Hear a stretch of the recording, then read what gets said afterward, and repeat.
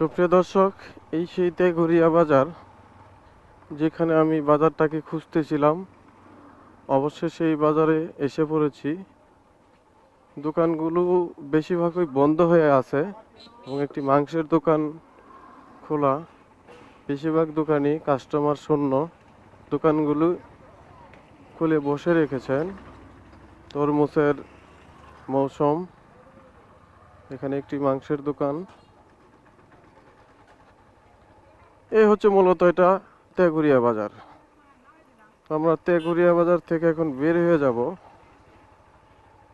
যেটা আমাদের দরকার ছিল সেটা আমরা করে ফেলেছি। এখন আমরা এই বাজার থেকে বের হচ্ছি। এখন যাব হচ্ছে মাহমুদপুর বাজার। মাহমুদপুর বাজার এখান থেকে কত কিলো সেটা আমি জানি না, তবে রাস্তায় কাউকে জিজ্ঞেস করে নিব।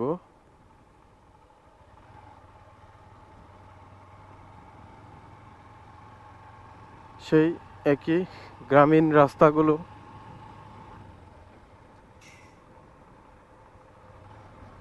গ্রামীণ রাস্তাগুলো পরিবেশই আলাদা। দেখুন,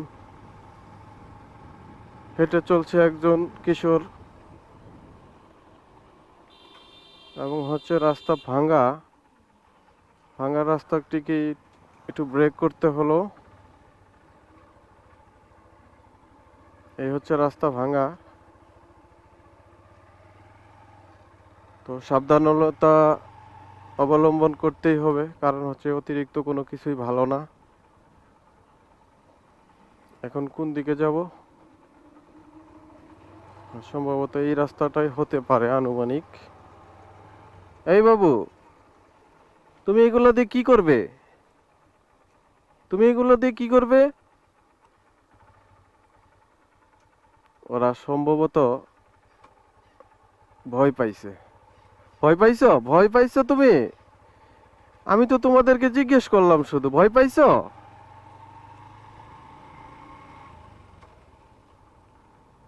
দেখি মাদ্রাসার দুজন শিক্ষার্থী। ভাইয়া, মাহমুদপুর যাব এটা দিয়ে? এটা দিয়ে না? আচ্ছা আচ্ছা।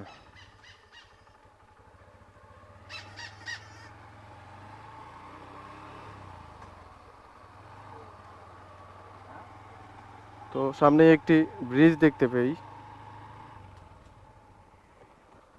ছোট্ট একটা ব্রিজ। সম্ভবত বর্ষাকালীন সময়ে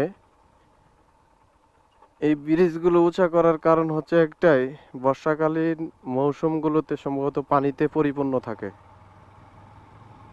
একজন চাচি দেখুন, খেটে খাওয়া মানুষ কিভাবে পরিশ্রমের কাজে নিয়োজিত।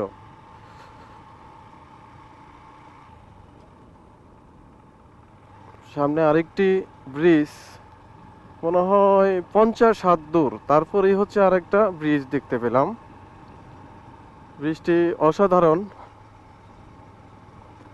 এবং শিমুল ফুল, আপনারা দেখে থাকবেন শিমুল ফুল।